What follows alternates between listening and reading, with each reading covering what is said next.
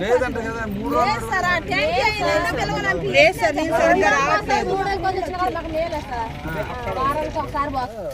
కావలి చెరువు కట్టు మీద సుబ్బయ్య కాలనీ అవుతుంది.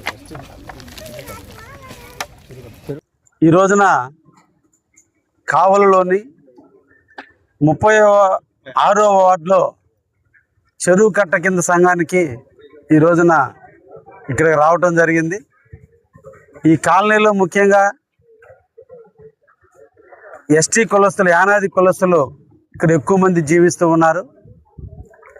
కష్టాన్ని నమ్ముకున్నటువంటి వ్యక్తులు నిరంతరం కూడా కష్టం చేసి సంపాదించుకుని జీవితాన్ని సాగించేటువంటి వాళ్ళు.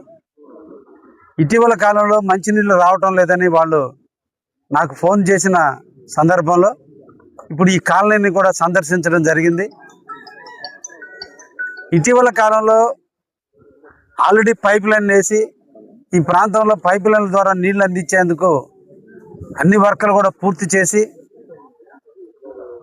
నీళ్ళు అందిస్తున్న తరుణంలో మున్సిపాలిటీ వారి మోటార్ దొంగతనం జరిగిన కారణాన ఈ రోజున ఈ ప్రాంతానికి నీళ్లు అందించడంలో కొన్ని ఇబ్బందులు ఎదుర్కోవడం కూడా జరిగింది. మున్సిపాలిటీ వారు దాన్ని పర్యవేక్షించి వాళ్ళందరికీ కూడా పర్మనెంట్గా మళ్ళా ఎటువంటి ఇబ్బంది లేకుండా చేయాలన్నటువంటి ఆలోచనతో ఈ రోజున ఇక్కడికి విచ్చేయటం కూడా జరిగింది.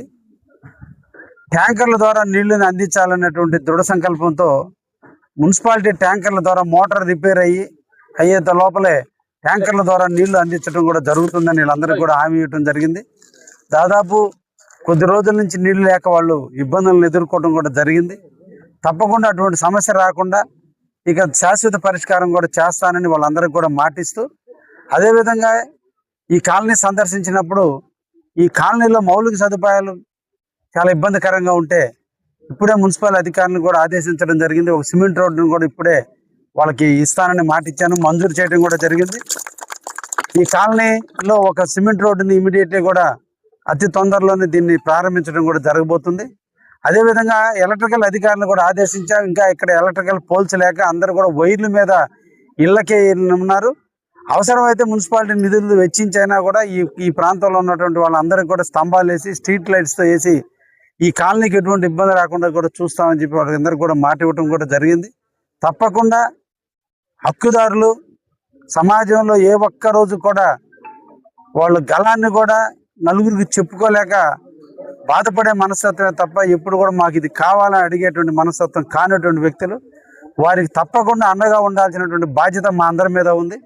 తప్పకుండా వారికి న్యాయం చేస్తానని కూడా మాట ఇవ్వడం కూడా జరుగుతుంది.